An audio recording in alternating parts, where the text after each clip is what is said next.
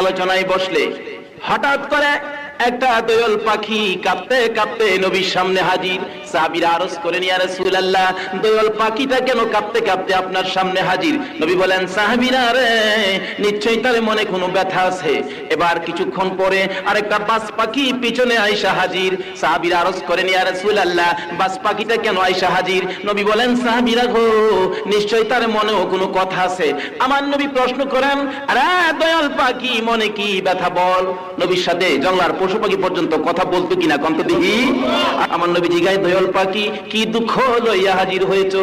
হাদিস শরীফ খুলে দেখুন, নবীর হাতে বসে দোয়েল গুনগুন গুনগুন করে কথা কয়, ইয়া রাসূলুল্লাহ, বাজ পাখিটা সারাদিন যাবত আমারে দৌড়াইতেছে খাওয়ার জন্য, আমার কলিজাটা সিরা খাবে হুজুর, ধরতে পারলে। কত জায়গায় লুকাইলাম, জীবনটা বাঁচাইতে পারি না, রাহমাতাল লিল আলামিনের সামনে আইসা গেছি। আমার নবী দেখে, দোয়েল রে, আর ভয় পাইস না, একটু বসে যা। আমার নবী প্রশ্ন করেন, এরে বাজ পাখি, তুমি কেন তারে দৌড়াইতেছো? বাজ পাখি মানুষের মতো কথা কয়, ইয়া রাসূলুল্লাহ, সন্ধ্যার সময় গাছের ডালে বসলাম পেটের খিদা লইয়া, সারাটা রাত খিদার যন্ত্রণায় ছটফট করে কাটাইয়া সকালবেলা বাজ পাখি আমি দোয়েলটারে দৌড়াইতেছি ধরার জন্য। হুজুর গো, ধরতে পারলে তার কলিজাটা সিরা খাইলে আমার কলিজা শান্ত হবে। কি বলেন? দুঃখ কেউ হচ্ছে কেউ। আচ্ছা, এই দুঃখ যদি এখন বর্তমান সময়ে আমাদের দেশের কোন বিচারকের কাছে যাইতো, কি বলেন? কইলে পাইছি একটা, তুই দিলা ৫,০০০, তুই দিলা। এই যুগ আসেনি দেশ, সুদ ঘুষের যুগ আসেনি ভাই সাহেব, নাম কইতাম না। আবার মসজিদে গিয়া নামাজও পড়ে। আমার নবীর চরিত্রে ঘুষ আছে কিনা কোন?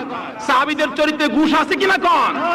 এইটা আবার বেহেশতে যাইতো নবীর শাফায়াত লইয়া যায়, ও পারলে বেহেশতের দরজার মধ্যে ঠ্যাং ভাঙ্গা ফেলাইতে রাখে। তাই রাগ হইবেন ভাই সাহেব, উচিত কথা কইলা। আমার নবী রক্ত দিছে, দাঁত ভাঙছে, না খায় পেটে পাথর ভাঙছে, এই সত্যের জন্য। নবী যদি কইতো আমার মাইরো না, তোমরা লগে আমি আছি, তাহলে নবীর মাল লইলে? নবী কইছে, না, যেখানে আল্লাহ সেখানে আমি রাসূল, যেখানে কোরআন সেখানে আমি, তোমাদের এই বন্ডা বন্ডির লগে আমি নাই। নাকি আমার নবী মায়ের খাইছে না? ঘুষের যুগ ওখানে আসেনি ভাই সাহেব। অনেকদিন বাচ্চা বাচ্চা ছেলেরাও বাপের টে ঘুষ খা। বাজান স্কুলে যাও, যাইতাম না। যাও না বাজান, যাইতাম না। আর যাস না, লেখাপড়া করতে না, যাইতাম না। আর যা বাজান ডাকলাম, যাও, 2টা টেহা দিলে যাও। কি বলেন, হয়নি ঘটনা?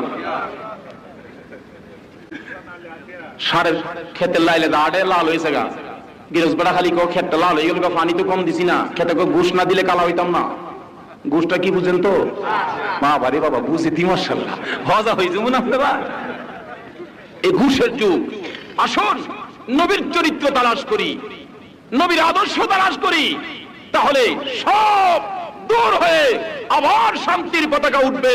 রাস্তাঘাটে অবাধ চলাফেরা করতে পারবেন, কেউ কাউকে ধাক্কা দিবে না।